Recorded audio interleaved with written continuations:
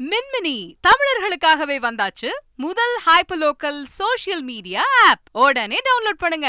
வரும் நாடாளுமன்ற தேர்தலில் இந்தியா கூட்டணி வெற்றி பெற்ற பிறகு கச்சத்தீவை மீட்க நடவடிக்கை எடுக்கப்படும் என்று அமைச்சர் அனிதா ராதாகிருஷ்ணன் தெரிவித்துள்ளார். முதலமைச்சர் அவர்கள் வர இருக்கின்ற தேர்தலிலே வெற்றி பெற்று மத்தியிலே ஆட்சியிலே உட்கார்கின்ற போது அந்த மீனவர்களுடைய படைகளை அத்தனையும் மீட்கின்ற பணிகளை செய்வோம் என்று மீனவர்களுக்கு நீங்கள் உறுதி சொல்கள் என்ற வகையில் எங்களை அனுப்பி வைத்திருக்கின்றவர்கள் நாங்கள் வந்திருக்கிறோம். அந்த வகையில் இந்த தேர்தல் முடிவு வருகின்ற போது இந்தியா கூட்டணி ஆட்சி அமைகின்ற போது அந்த ஆட்சி அமைகின்ற போது இந்த படைகளாம் மீட்பது மட்டுமல்லாமல் கச்சத்தீவையும் மீட்கின்ற பணிகளை தமிழகத்தினுடைய முதலமைச்சர் அவர்கள் செய்து தருவார்கள் என்ற உறுதியை நான் சொல்லிக்கொள்ள. மோடி மட்டும் ஏமாத்துற, இங்க வர்ற அண்ணாமலை ஏமாத்துறாரு, இங்க வர்ற பாரதிய ஜனதாவில் இருக்கின்ற மீன்வளத்துறையினுடைய அமைச்சராக இருக்கின்ற கால்நடைத்துறையினுடைய அமைச்சராக இருக்கின்ற எல்முருகன் அவர்களும் உங்களை ஏமாத்திட்டு தான் இருக்காரு.